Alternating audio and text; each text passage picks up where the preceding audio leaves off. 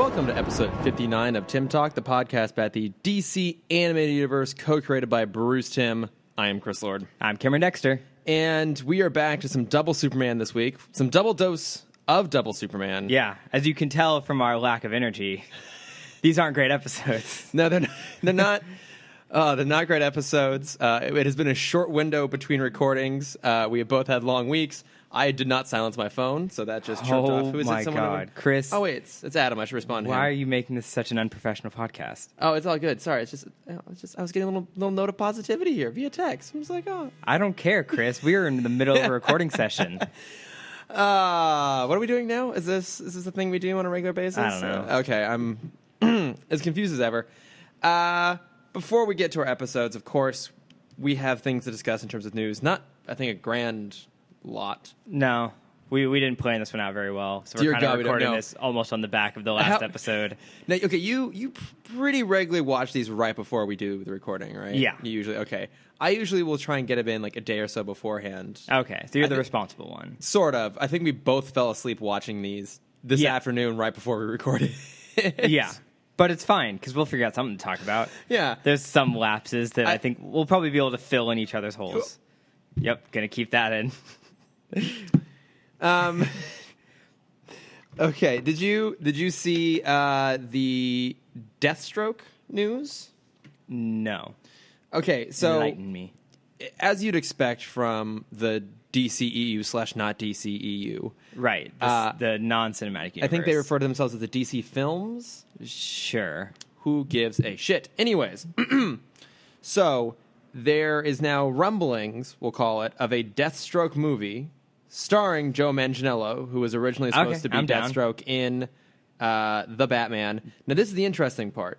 Directed by Gareth Evans, who you don't know who that is, but he made The Raid, Oh, which is a film that you and I are both big fans of. yes. I was going to say, we watched that one together. We did, yeah. Yes. Maybe we'll just go ahead and call this a plug. If you guys have never seen The Raid, I may have plugged it at some point. I think we plugged it a while Go ago, watch yeah. The Raid. It is seriously one of the best action films made within, I don't know how long, decades A maybe. year.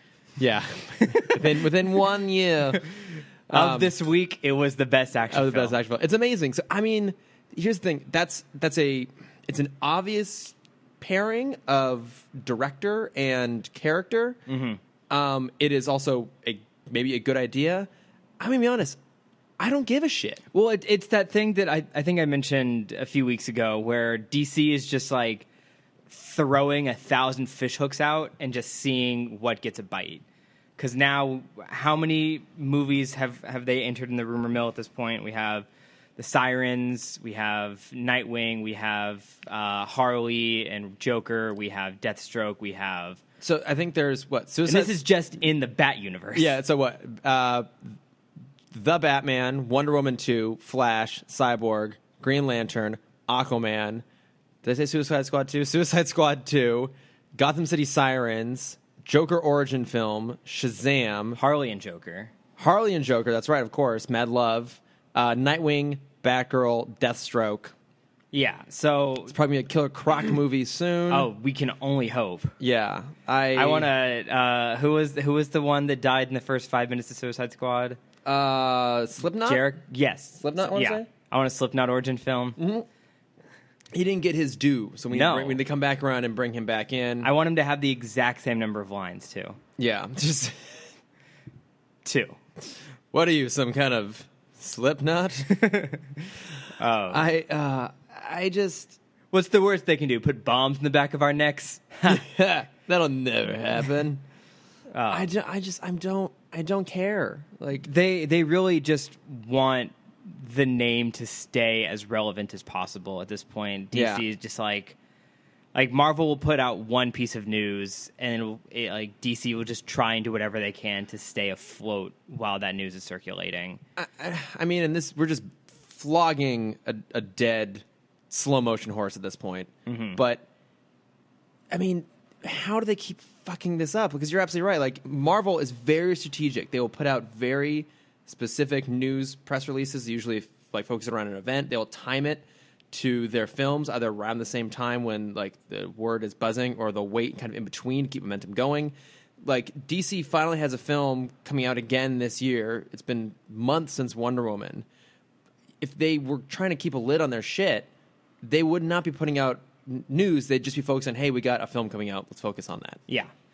I'm going to save it for Bat Plugs, but I watched a very interesting video that ties into this really well about it's like the escalation problem. Okay. The video is talking mainly about anime, but I think it has a lot of parallels to superhero films and action films at the moment, especially with the trend of giant blue portal over New York that for some reason still is as strong as ever. I'm going to say that. Do you think Suicide Squad killed that maybe for us finally? Have we had it since then? I guess not. Not that I can think of off the top of my head. Wait, did the new Transformers have it? I don't know. I didn't see it. Neither did I. I'm not going to go see it. You know why? Because I have taste. What? Did you just get like taste injections recently? Yeah. It is LA. I was going to say, your face looks so youthful and energetic. Yeah. Yes. No, that's called being the young one. Oh, you son of a bitch.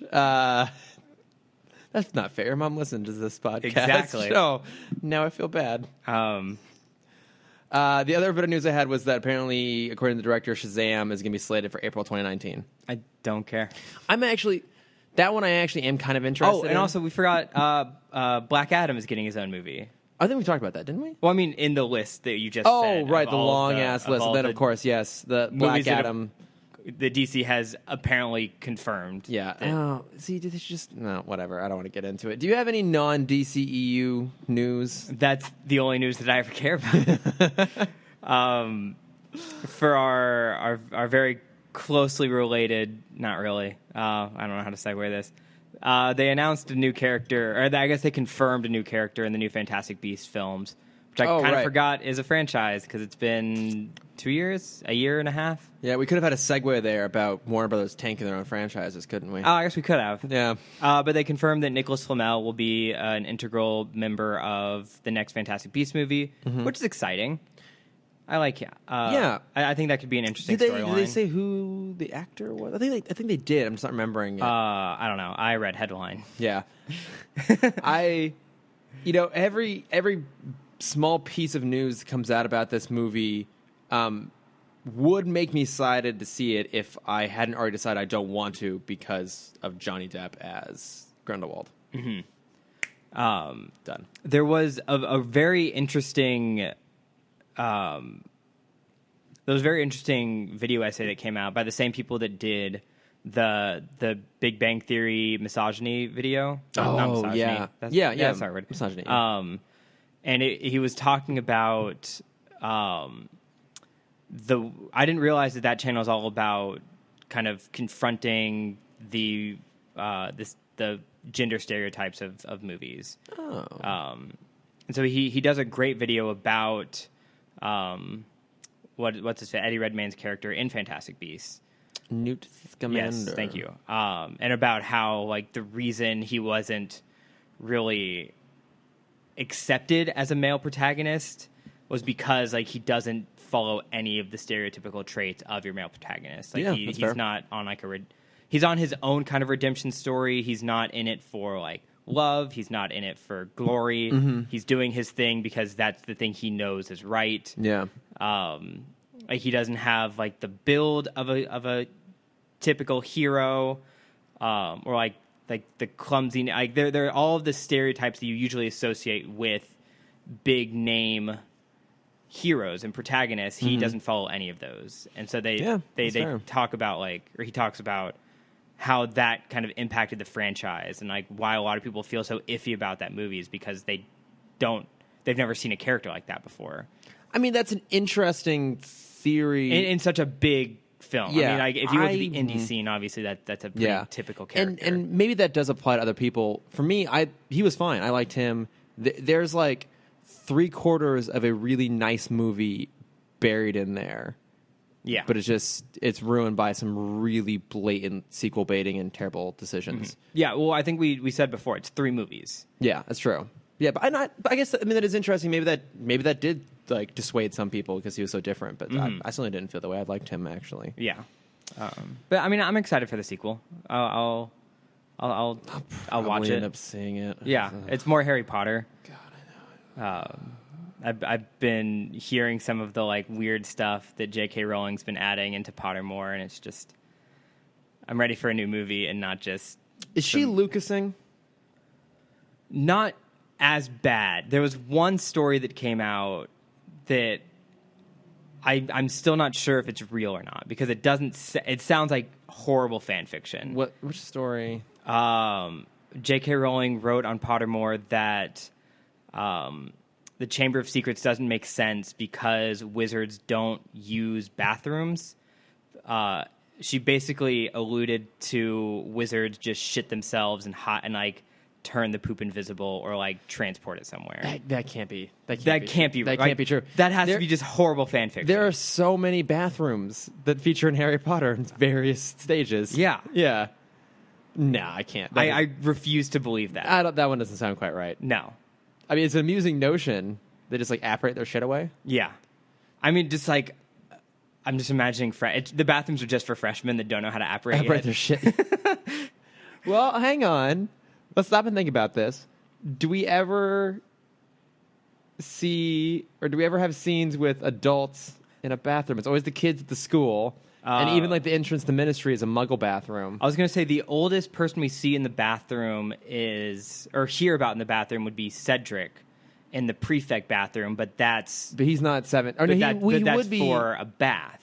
That is for a bath, and he would be 17 because he got to participate in the Triwizard Tournament. Yes. So theoretically, he could have learned how to apparate, but he could have learned how to use a toilet. Can you apparate can you like make objects disappear within the castle itself? Maybe just shit. Maybe they have factored that into their charms and enchantments. Yeah. Do you think Professor Flitwick has to teach a class on making your shit disappear? Yes.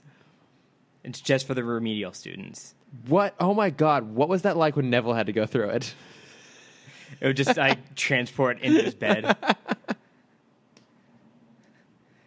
I'd watch that. Watch that class. I'm sure like the Slytherins all like mess with people by apparating their shit into like other people's rooms. Yeah.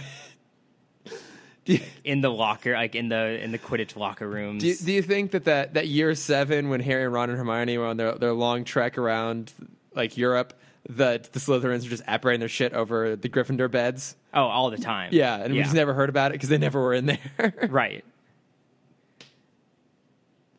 This is now canon. I want this to be true, actually. Let's say it's canon. It's more exciting that way. Yeah. Oh, God.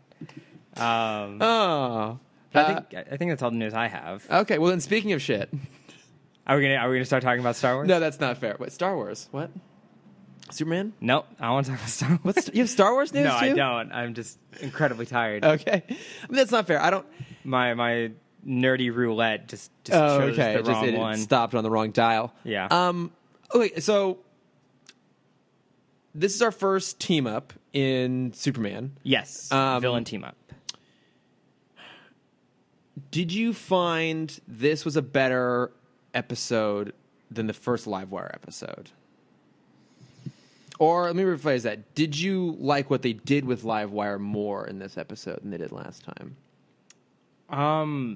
A little bit, just because it kind of showed how strong she was. Okay. It kind of gave her a power ceiling, where like the first one, or not a power ceiling. It gave her a better structure of what her powers were. Okay. Because the first one, it felt kind of limitless.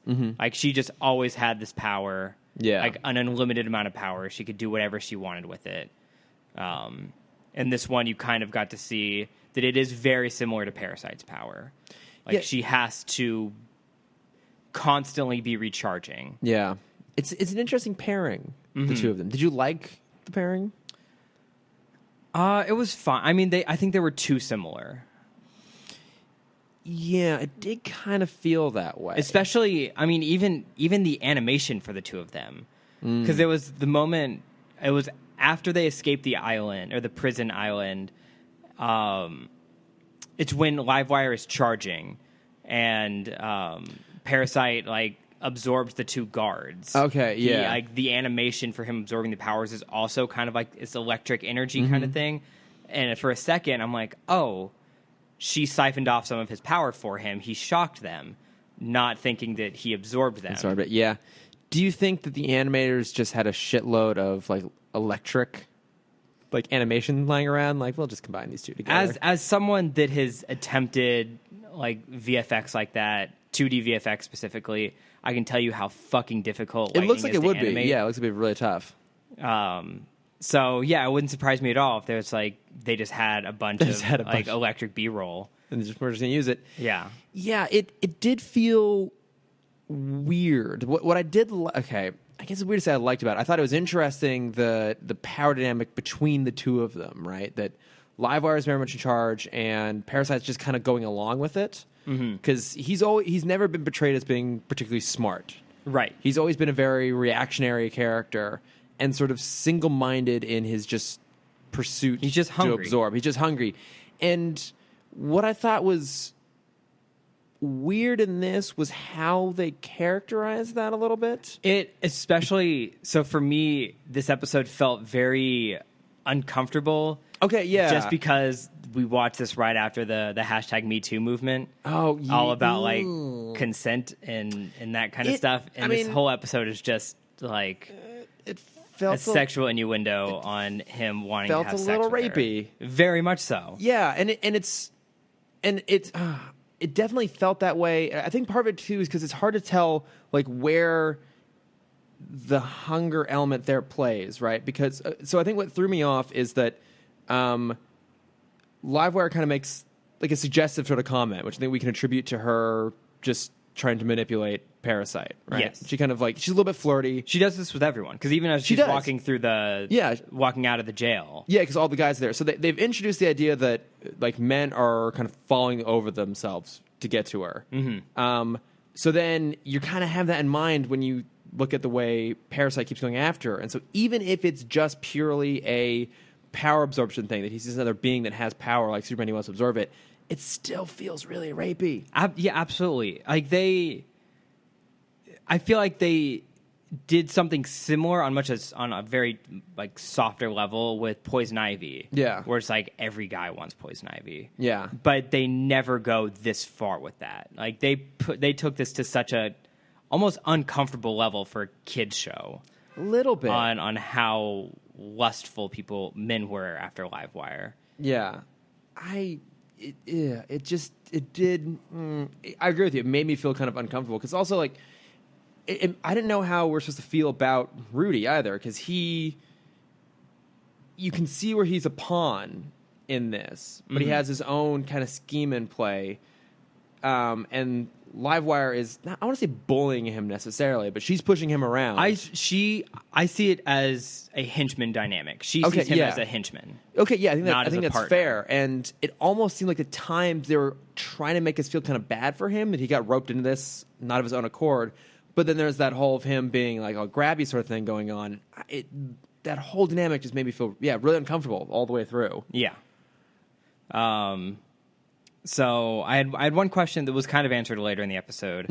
And it was the idea, does Parasite retain memories? Oh, yeah. Or not even just memories, but just like skill sets. Can he maintain muscle memories? Because as they're escaping the island, Livewire asked, do you know how to drive this boat? Was it a helicopter? I don't remember anymore. It was a boat. Okay, it was a boat. And he's like, oh, I will in a second. He absorbs the energy from the boat driver, the captain, the guy. And he's like, all right, I'm ready to go. And then that just kind of made me wonder, like, does he always have that knowledge? Like, will he always know how to drive a boat now? Because if so, that would make him such a formidable opponent, because he could just be the smartest person in the world. I think it fades. I think it does too. Because when they did confirm it later in the episode. Yeah, because when he touches Superman, he's like, oh, I remember now Clark, Lois, and other things. So, yeah, I think it does go away. I think in the same way that his the physical powers he absorbs diminish over time. Yeah. The mental ones do as well. So an offshoot of that, there is an interesting moment. Please talk about the shark. Yes, that's right, exactly where I'm going. As they're doing the escape, he jumps off the boat into the water and like grabs a hold of a shark, which that then plays out in like an underwater fight scene, which actually was one of my favorite parts of the episode, just because we don't really get to see that very often in Superman. Because they just assume that sharks have super strength. Well, that's what was kind of weird. It's like, so what would he have absorbed from the shark? I mean, there's obviously, if you want to go a little scientific, there's just little physical energy he seems to be able to absorb. I mean, I don't know how the fuck that works exactly, but I mean, just whatever energy. Yeah, we never see him absorb anything other than a human before this. This is true. So it would have been interesting to see him, just his body change even for like the slightest bit. Just like have the gills pop out on his neck. Yeah. Or like have a fin, or maybe his like feet web or something. Because I don't know if he can absorb, I don't know if he can like manifest physical differences like that. So then I was curious. I mean, so I think we can run the assumption that he physically can't change, right? Like when he, well, I mean, it's so hard to tell though, because when he touches Superman, then all of a sudden he can fly, and there's crazy because the thing is, but Superman still looks human. So looks human, yeah. So I mean, what do you think he absorbed from the shark in that scene? That's what I was joking, that he absorbed the shark's obvious super strength. Yeah, because they like have this tussle in the water, and he swims off and just rips open a grate. Oh, that's right. And I was expecting like, oh, he's gonna bite through it because he absorbed a shark, and that makes sense. He's gonna turn into Shark Boy from Shark Boy and Lava Girl, the hit classic of 2004, starring Taylor Lautner. Yep, and others. Yeah, and other people. Who else is in that movie? No, because Stallone was in the Spy Kids 3. Yeah, is it the same girl from Spy Kids? No, is it not? I thought it was. I'm pretty sure it's not. I don't know. That's like that's that weird like subset of Robert Rodriguez's films. Like, he does like From Dusk Till Dawn and Machete, and then also Spy Kids. That are all in the same universe, apparently. And they are, yeah, because Machete is a character. Yeah, he's the uncle. Yeah, which is amazing. So fucking bizarre. Yeah. Uncle Machete. Uncle Machete.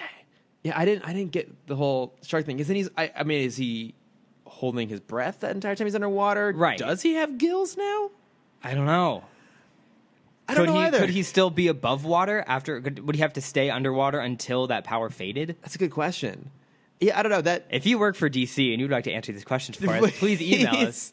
We got an email. Oh man, we got an email. I haven't actually opened it yet, but because we wanted to do it live on air. That was not my thinking at all. I get easily distracted. I can't wait for it to be hate mail. From Chris Ballard. Hey guys, the podcast's awesome. Glad to listen to Dynamic Duo covering all the Timmverse. Can't wait to cover Batman Beyond's The Last Resort. Thanks, Chris. We appreciate it. Did you write this, Chris? No, it's not my last name. See? I mean, anyone can change their last name on the internet, Chris. Yeah. Thanks, Chris. I did say, please, someone email us. And he did. That's really awesome. We appreciate it. And I am also super excited to get to everything Batman Beyond. Remember, which one's The Last Resort? That's a question for you. That is a question for me. I don't know. You talk. I'm going to look this up real fast. So they fight Superman, and he wins. And that's... So Paris... we obviously through the whole episode that Parasite is trying to just not even double cross, but just like not care about Livewire. So finally, when they are about to kill Superman, Parasite turns on her and absorbs her power, and we see his true motive, which we've known this whole time, is he's just hungry. He just wants to keep them. Yeah, he wants to keep both of them alive so he can just feast off of them for the rest of his life. And that's where it kind of loops back around to where we started too. This idea of like, I'm going to keep you prisoner, so you're always around for me to take advantage of. Yeah. He wants to do it with Superman too, but it's a little bit weird. I do have to ask you one thing though. Mm-hmm. What did you think of Superman's full body condom? It was amazing. Oh my God. I even wrote like super sexy latex Superman. It works in a cartoon. Because it's very, very I think it would silly. work in live action. We should do it in live action. It's no more ridiculous than throwing the S shield. You don't know what that means. No, I know the S shield. I've seen that clip of Superman 2. It's the only thing that I've seen for that universe. Of course you have. I've seen him reverse the world as well. Yeah. It's so ridiculous. But I mean, I also kind of liked it because it does work. It protects him from both heroes. They even make the condom joke. They do, yeah. He's not figuring out allowed to use protection. Yeah. Do you think that they came up with that idea first and then was like, what heroes can we team him up with. Oh, right, this will protect him from both Parasite and Livewire. Let's slap them all together. You think this was the initial idea for the episode? I think we want it was a super condom. I think it was. Yes, I think they had just watched The Naked Gun when Leslie Nielsen and Priscilla Presley practice safe sex by wearing full body condoms. Like, Okay. what would that be like if Superman did that? The initial thought is, what would Batman do that for? Like, no. No, Batman would never. Especially Batman would never wear a condom. I don't pull out. Oh no! Do you think they have little ears? Of course, they have to. So no, Batman would never have something that ridiculous. I was sorry. Quick side note: I was watching Too Funny to Fail, the documentary about the Dana Carvey show on Hulu. Oh, is that good? It was great. Okay, yeah. They talk about the ambiguously gay duo. Oh yeah, the animated the short Robert that- Smigel. Yeah, the animated short that Colbert and Steve Carell do together. It's a parody of the Batman Robin sidekick. Yeah, And it's such a good. Wait, had you never seen the ambiguously gay duo before that? No, doc? I have. Okay, yeah, I was going to say that. But they They're pretty just give more famous. back history into it. Okay, yeah, no, I would actually love to learn that. Yeah, because About my favorite part was they're talking about the color because their version of the Batmobile. it's a massive penis. Yeah, it's a massive penis, and it's the color. The actual like color code is flesh color. Oh my God. But they couldn't write that on any of the cells because they knew when they sent that to to the execs the producers that it would never get approved. Yeah. And so, what did you say? Smigel was the Robert Smigel. Yeah. He basically went to every cell and crossed out the word flesh and replaced it with peach.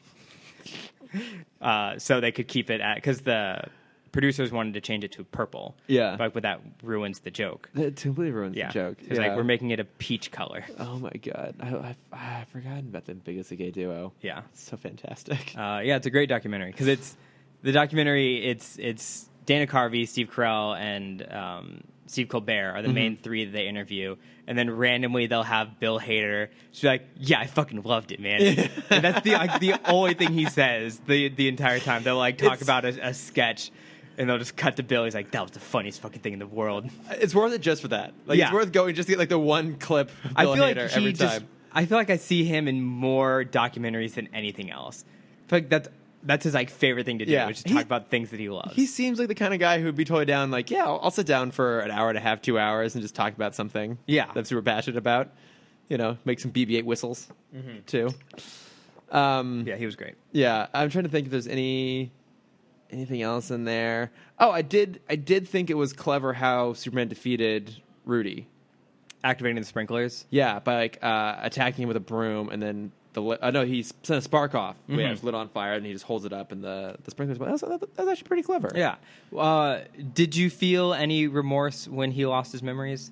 No, partly because it's just the same shit again. It's like every time he gets defeated, he goes catatonic to explain why he can't remember the things that he's absorbed, and it just it gets kind of repetitive and just undermines the character. I mean, I get it's a TV show. We're supposed to end where we began, but the thing that I kind of wished they went into, which they have a clear line through for Parasite. This is his third appearance. Last appearance, he wanted a TV. This one, it starts with him watching TV. Yeah. With Livewire, do you remember where we left off with her? She was in LexCorp.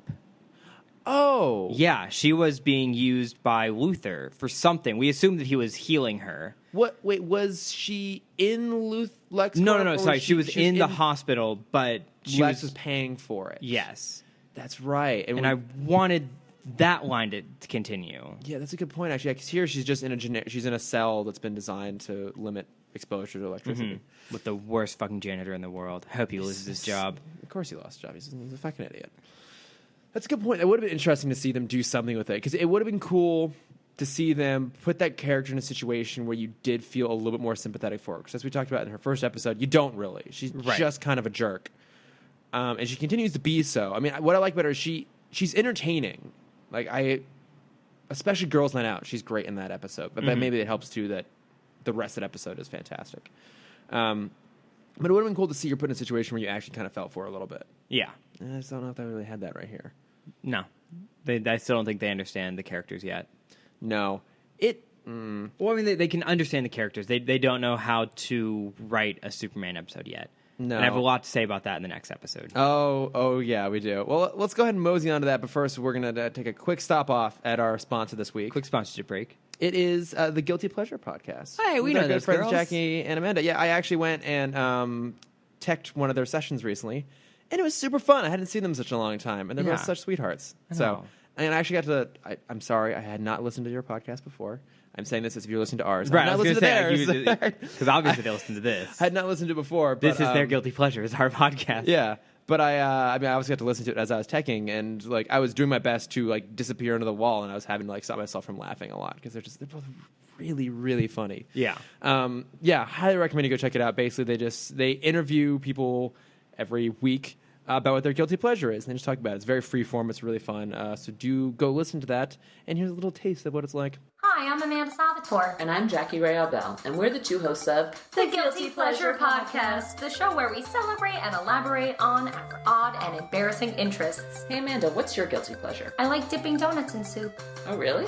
No, but that's the kind of stuff we talk about. Check us out every week on the Nerdist School Network. Want to submit a guilty pleasure of your own? Email us at guiltypleasurepodcast@gmail.com. And remember to subscribe wherever you get your podcasts. Ooh. Everyone should go check that out. It's great. Thanks, Cameron. I'm so glad you started with that. Yeah. Okay, so then rolling on to solar power. Yeah. So here's the thing. Here's my problem. Here's my problem with this episode, Chris. I have a lot to say about this. This is an episode set up to make a perfect Clark Kent themed episode. We have an episode where Superman loses his powers. Yes. Let's focus on his other. Let's build out the rest of the world, because now we have an opportunity where it's not the Superman show. It's the I almost said Smallville. It's the Metropolis cast has to save themselves. And how do we do that? Yeah. I am listening. And they didn't, and they ruined it. You're rudely texting while I'm trying to have a conversation. I know. Well, you know what? I live in LA. I absolutely agree with you, because there's an interesting idea here, which is what happens when you depower Superman. Mm-hmm. And initially I thought it was because there's a storm coming through. Right, and because that's a pretty common storyline. It's the solar flares mess up. Superman's or just like a storm comes through, he doesn't get exposed to the yellow sun, and then we find out no, it's like a whole filter thing, and it's Lytener has reconfigured Lex satellites to filter just red sun radiation. So interesting, and I agree with you. Like I wanted to see what it was like when Superman didn't have his powers, and even if it's a little far fetched, they came up with a good enough reason to do so. And you're right. Like, what happens when Lois and Jimmy have to get out of their own situation? What happens when Clark can't be Superman? He just has to be Clark. Yeah. And I think they keep doing this. They keep teasing us with what that would be like. But they really don't want to spend any time with Clark. He always just ends up as Superman, no matter what. Right. All this episode was just like Clark turns into Superman. Superman goes into the situation and just continues to lose all the fights until he finds a way around. Yeah. And then he gets his strength back and wins a fight. Like, there was no. I wanted this. Well, we'll save the famous segment of how would you do this better? Yeah. How would you do this better? Let's talk through this episode really quick. Yeah, because speed through what we remember. Okay, right off the bat, I can't believe we're doing invisibility suit again. Again, is this the third one? I think it's only the second one. Didn't we have two in Batman? No, why would we have two? Because we had. Well, okay, so there was the. There was the dad. There was the dad. What was that episode called? Doesn't fucking matter. Invisidad. Invisidad, yeah. And then didn't Clock King have an invisible? Clock King had one where he had the device that makes him go super fast. So like this. Oh, you're right. This reminded me of that because there's like a device that Lytener's wearing on his belt that in this case manipulates light. Last time it manipulates time. Mm-hmm. But yeah, it did remind me a bit of a mashup of the two episodes. But I'm just like, now admittedly that invisibility tech makes a little more sense, and as would like the time tech and the light tech in Superman more so than Batman. Yeah. But I'm just like, it's just kind of dumb. Quick question about light tech in Superman. Why does it hurt him? No. Oh. I mean, yes. Yeah. But no, I was so Superman can see two waves of light. Yes, he can see in different wavelengths than humans can. Yes.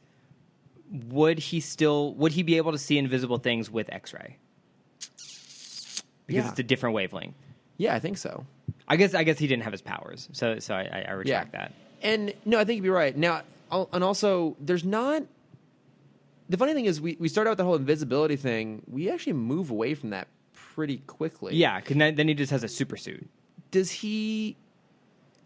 That just can still go invisible. He walks into the invisible building. He's invited into the invisible building. Superman? Yeah. How does he get inside the invisible building? That was the part that I missed. I fell asleep then too. Yeah, I remember Lois and Jimmy walking in. Yeah, and the laser grid goes up, and they're. Oh no, he does and walk then in. He's in a bar. He gets invited. That's right. He gets invited, and he walks into the door, and it's like the holodeck. Yes, basically, because we jump from like an old Western bar to a pirate ship. No, did you remember what we stopped in between? I miss one?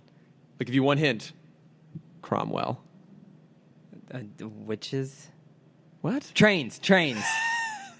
I'm sorry. I just watched Halloween Town again.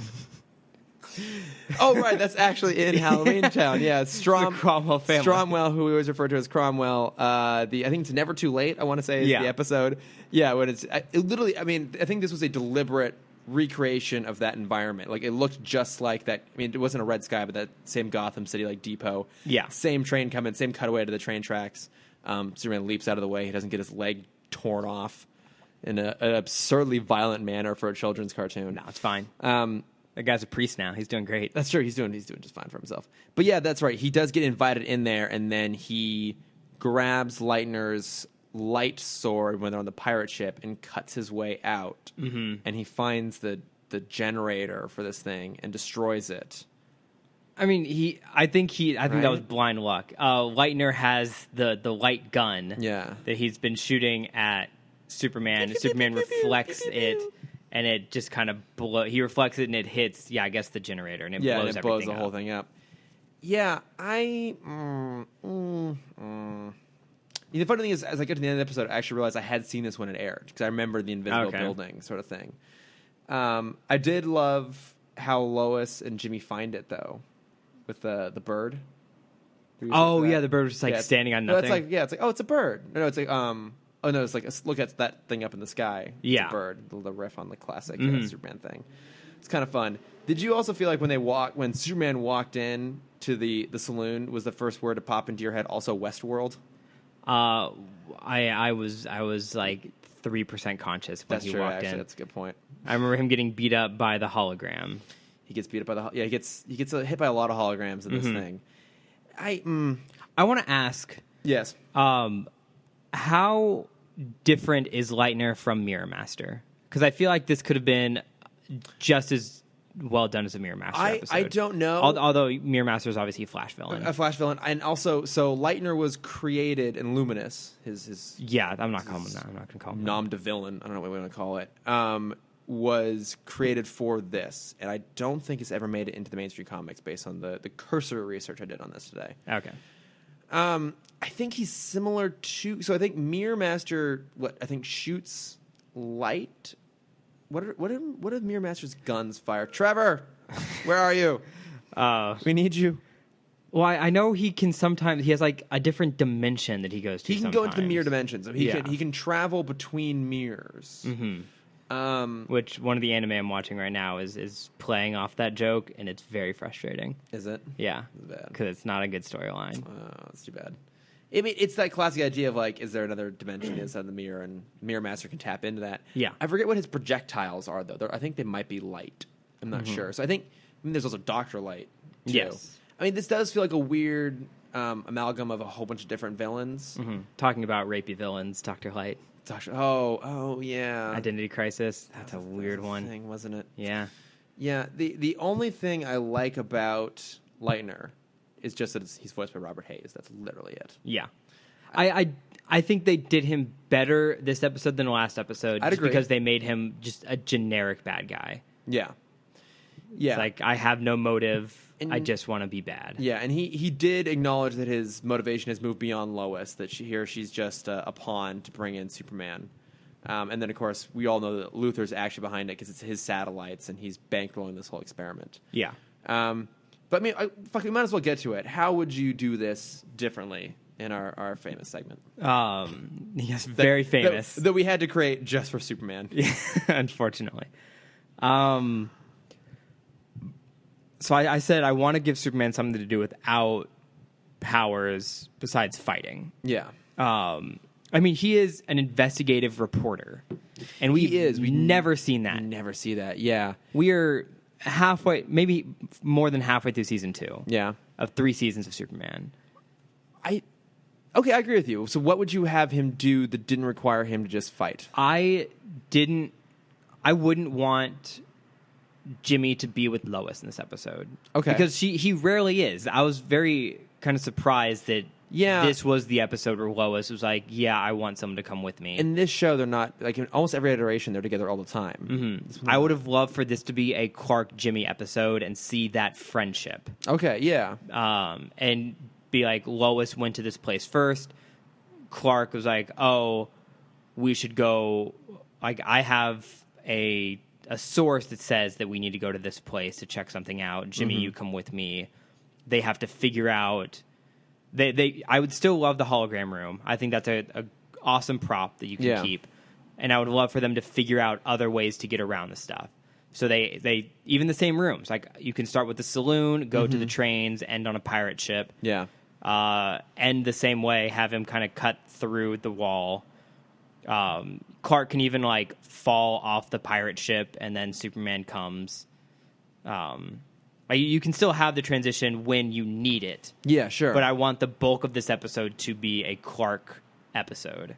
Yeah, I agree with that.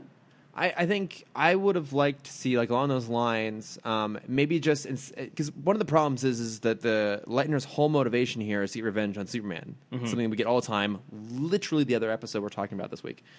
I would have liked to see it be something different. I like the idea of Lex secretly bankrolling villains, kind of like you were talking about with Livewire. Like, that didn't go anywhere, but him secretly bankrolling villains to try and find ways to take down Superman. So I like the idea of him doing that here, and then having, whether it's Lytener or whether it's someone else, it doesn't really matter, that person having some other scheme they're trying to do. I mean, I don't necessarily want it to be something generic like rob a bank or steal some tech or something like that, but if they had a heist, a plot, a plan in place that whole idea was that they just needed Superman out of the way. And rather than kill him, Lex like, oh, well, why don't you try out this technology I've been thinking about? And for Lex, it's a test to see whether he can neutralize Superman with this tech. And for whatever villain he's duped into helping him, it's just a means to an end, which is taking out Superman in some capacity. We talked about this a lot in the early BTAS episodes about how the best episode is when the villain has his own motive and Batman just happens to be there. Yeah. And I don't think we've had outside of Toyman, I don't think we've had a single one of those episodes. No, it all revolves around Superman in some capacity. You're right. I mean, Heart of Ice. If you're so smart, why aren't you rich? Yeah, that was one I thought of. Yeah, like even the Joker in a lot of ways, he's just kind of doing his own thing. Yeah. And Batman gets roped into it. He just wants to cause chaos. It's that easy. Yeah. No, and I agree with you. He never wants to do this for Batman. Yeah. It's not the Batman show. It's the villain's life that Batman just comes and interrupts. And that's why they hate him so much. Yeah. It's not that they, like... Because all these villains, they're just villains for the sake of villains. Yeah. Livewire has that problem. Parasite pretty much has that problem at this point. When he started, like, he could have been perfectly fine. If he just, like, stayed on his own and didn't just hunt Superman. Yeah. I think maybe what it comes down to is the Batman villains all have a motivation. Yes. It's the rare villain that's motivation is around Batman. And even the Joker's is so complex and fucked up that almost stands up like on a pedestal of like being the one time where it makes sense that a villain is obsessed with the hero. Yeah. But you're right, the rest of them, like Catwoman just wants to steal stuff. Poison Ivy is all about her plants. Harley's obsessed with the Joker. The Riddler is also kind of obsessed with Batman, but he just wants to prove that he's smart all the time. Yeah. But even last week, that's why we were so connected to the first half of the Metallo episode. Yeah. Because it had nothing to do with Superman. It was him doing his own thing. Yeah. And then he remembered, oh, right, I'm hate supposed to be about Superman. Yeah. And maybe that's when it went downhill. Part of the problem with the general Superman's Rogues Gallery is that they're not that fleshed out. Like, I think they are, I guess it comes down to the nature of the type of hero that Batman is versus the type of hero Superman is. Batman is a psychological hero. You know, he doesn't have powers. It's rooted in obsession. A lot of his villains then are also rooted in obsession. You don't have to give them crazy powers to go up to toe with him. You have to give them something that they're so driven by that they would come in conflict. Whereas Superman, he's so powerful, you just have to come up with, all of his villains are based off of powers, except for Lex, we see him appear in everything because he's kind of the most interesting. But, yeah. You know, like, I like Parasite, I like Metallo, I like Brainiac because I think they're interesting as foils to Superman, but they still are all about how they gotten their powers. Mm-hmm. I don't think we're going to get a good episode until that kind of clicks with the writers, which is something dumb to complain about since this was 20 years ago. I know. Well, and there actually is an episode next week that I think I remember being pretty good called Brave New Metropolis. Okay. Which is like set in an alternative, like Lois someone gets teleported alternative universe where... Always down for a good alternative universe storyline. I want to say Superman is a dictator? Okay. I think that might be the case. I might be confusing that with one of the season finales. I'm not sure. Then the other episode is called Monkey Fun, which I vaguely recall. I think there's like a superpowered monkey. Amazing. What's the 100% down. Monkey Fist? Yeah, from Dexter's Lab. Oh, no, you're thinking just Monkey. Just Monkey? Yeah. Okay, yeah. I think you're probably a little bit like that. I need your help. Kim Possible also had a monkey villain. His name was Monkey Fist. Okay, Monkey Fist, right. Yeah. So if I recall, I think at least one of those episodes is pretty good. So Monkey was the best. Monkey was pretty great. Yeah, I don't know. I really feel like as we're getting further into Superman, we're seeing that this is doing a lot in terms of setting up Justice League. I'd say maybe not tone specifically, but broadening out the world, opening up to like aliens and other species, slightly more cartoonish kind of villains, and then of course setting up Superman. There's actually a lot of plot threads here that you'll recall. Yeah, jump around later in Justice League, and but yeah, as of right now, it's not new. Yeah, there's not really a lot for us to praise at the moment. No, and I think every episode has a couple moments here and there that I enjoy. Like I did really like the underwater fight, just because I hadn't seen it yet. Mm-hmm. They are. There was the point that we made again very early on in BTOS that was Bruce Timm said they wanted one set piece that couldn't be done in film that is specific to animation, and I still feel like they kind of hit that.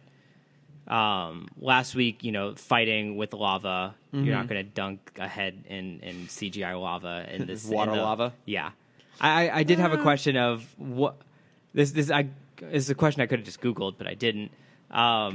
Is it because being hit with one of Livewire's lightning bolts versus getting your head stuffed in lava? What is like the temperature difference of that? Well, lightning isn't really about heat. I think it's what's trying to remember. It's not. I think it's the current that kills you, not the voltage. Okay, I'm trying to remember. I just wanted to make fun of you for being an engineer and not knowing these things. I don't know these things. I forgot them all, but I recall random little things. Yeah, I don't know what the temperature of lava is. It's hot. Yeah. It's really hot. Thank you. Yeah, because you didn't know. It's kind of all I have for these episodes. Yeah, I think as well. Shall we mosey our way onto some bat plugs? Let's do it. What do you have to plug this week? I pretty much only have one. Again, we found ourselves in a situation where we had like only a few days in between recordings. So obviously all the best news is going to come out this weekend. Of course, it's all going to come out this weekend, yeah.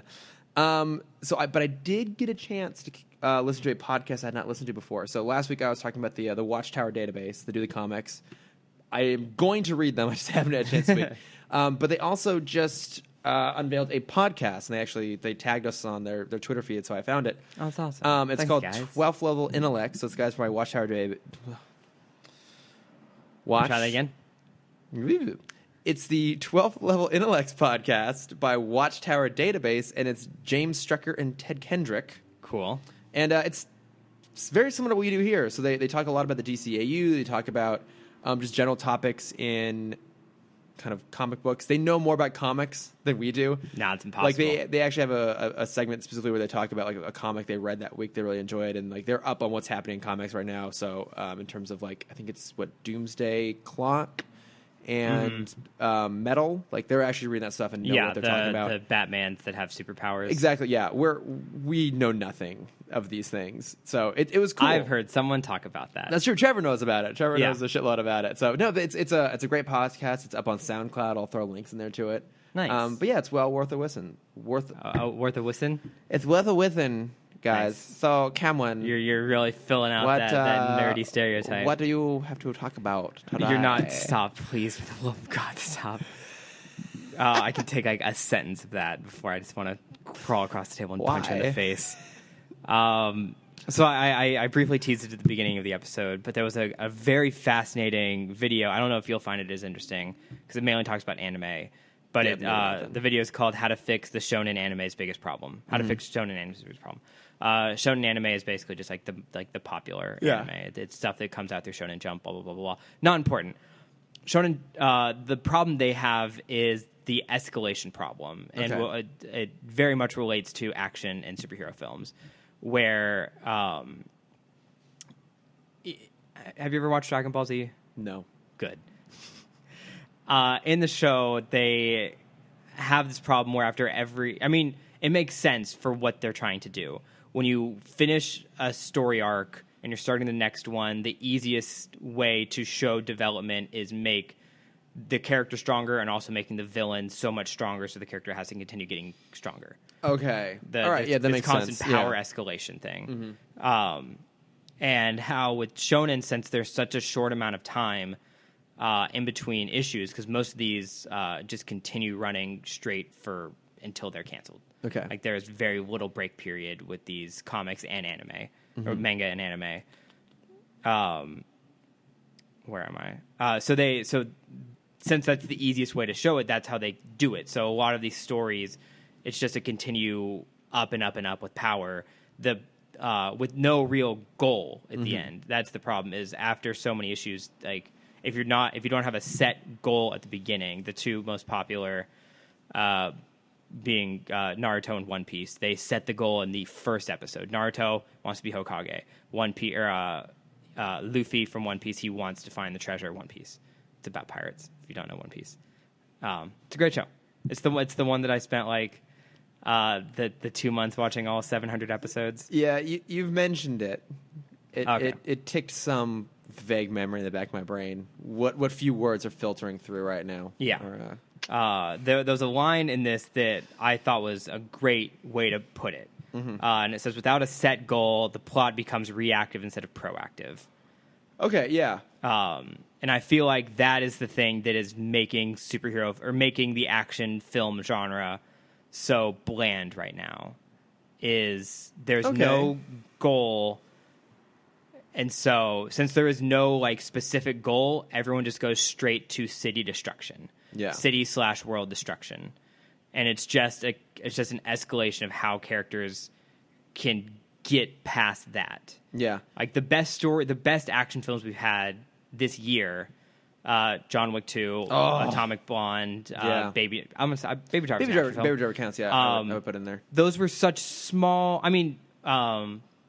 outside of, we'll do John Wick 1. John Wick 2, they expanded the universe a lot. Yeah, pretty big. But what the directors on that have said, though, is that it wasn't so much about getting bigger as it was going deeper. And I think that's very much true. Like, we get new layers of that world. Yeah, and we were able to appreciate that more because we had the first story. Yeah. The first story was literally a guy getting revenge for his dog. Yeah. Atomic Blonde, it was 3 people fighting over a list. Yeah. There was very little, like, city destruction. Even the car chases were fairly tame. Yeah.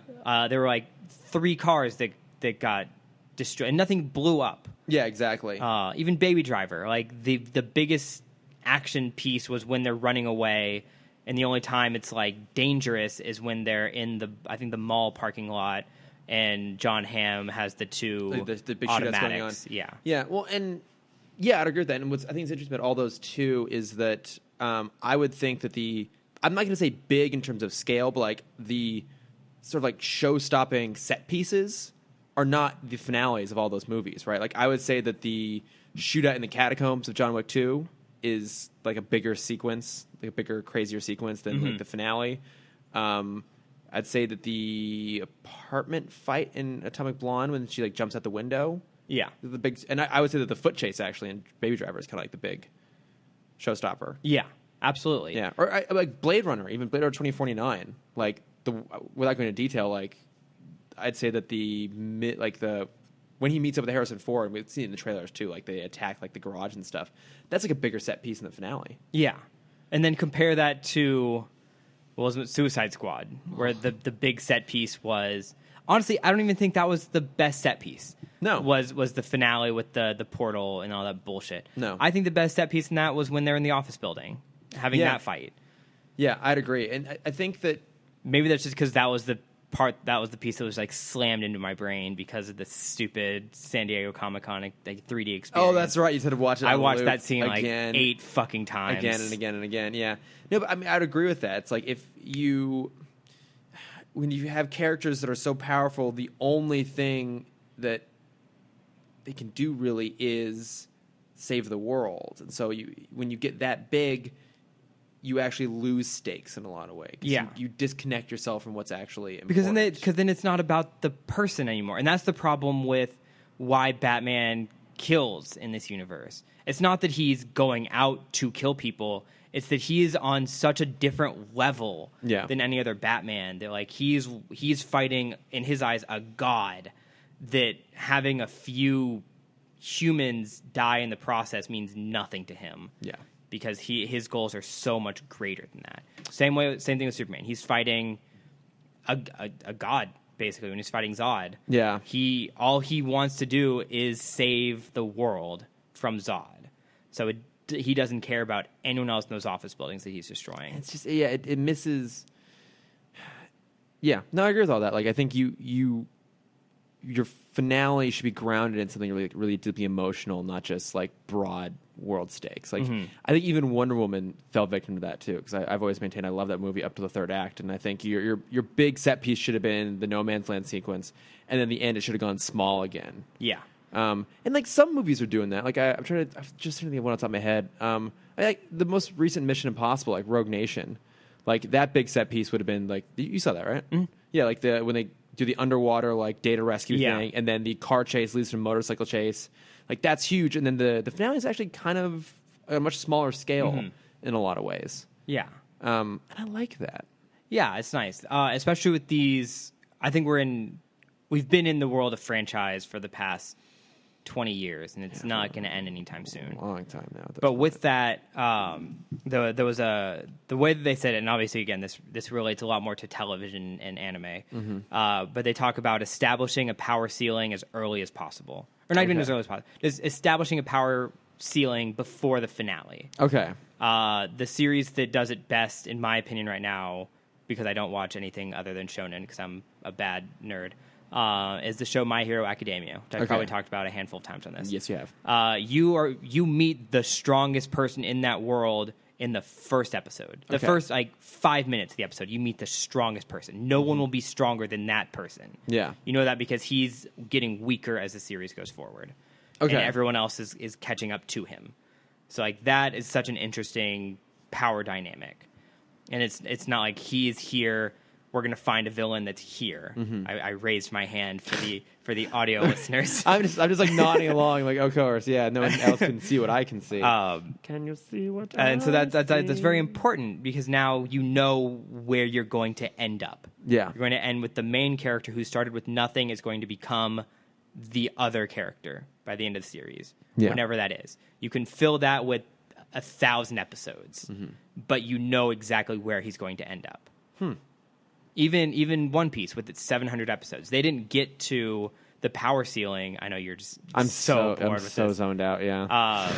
This will be the last point. He doesn't get to his power ceiling, or you don't see that until honestly, you still haven't seen it, but like they set a very high ceiling in like the 400th episode. Like they waited that long for something like that to happen. My God. But it's still important to see that because there's still story after that, and now you know the main character won't just continue just be like, oh, now he's stronger than this guy. Oh, now he's stronger than this guy. Oh, now okay, now he's the strongest. Okay, no, now he's the strongest. Okay, no, now he's the strongest.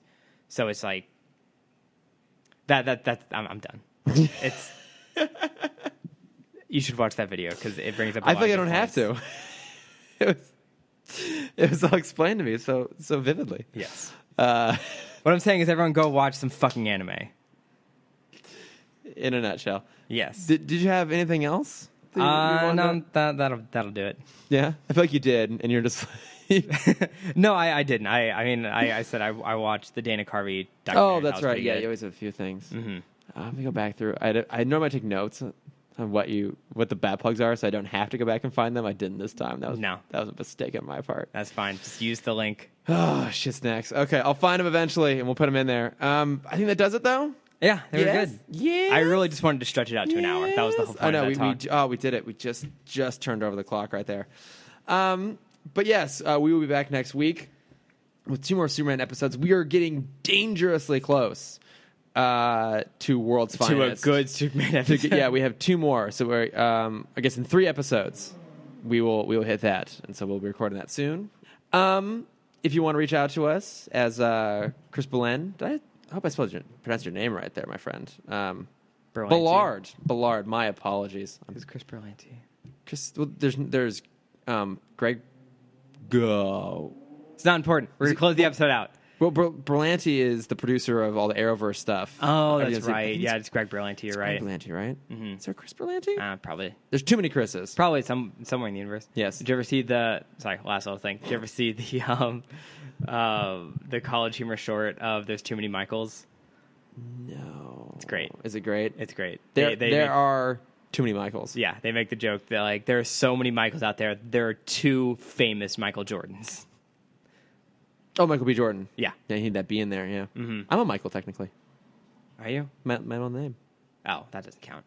Yeah, but it's in there. No, it doesn't count. There's too many Chris's, too many Michaels. Stop trying to fit in. I just want to fit in. No. But it's fine. There's not that many lords out there. Yeah. So. Not anymore. Yeah. We kind of killed him off in the... in the uprisings? Yes. In the revolts against serfdom? Yep. Yeah. So where can we find the podcast, Chris? The podcast, you want to reach out to us, it's at TimmTalkPod on Instagram and Twitter. Is your name really Michael? My middle name's Michael, yeah. I like Tiberius better. Yeah, that's my second middle name. Yeah. It's Christopher Michael Tiberius. Is that what I said last? I gave you a different middle name last week. You gave me a middle name last week? Yeah. I think so. I don't know, man. We were super fucking tired. Sorry, I forgot. It's Lord Christopher Michael Tiberius. Lord. Yes. I have to get the first Lord in there, too. Yeah. So when we have another uprising, we know straight to who to go to. Oh, you should kill me immediately. Yeah. Yeah, I bring nothing to this world. I don't want to deal with an uprising. No. Just get rid of me. No. As long as you kill me, then it's fine. Oh, but yeah. I think it's a strangle For sure. with like a podcast cord just for poetic justice. Yeah. It's kind of boring, though. Actually, no, I've always said that if I'm going to go, as long as I go in a way that I would find amusing. Yeah. So that's the whole point. Think about that a little bit. Mm-hmm.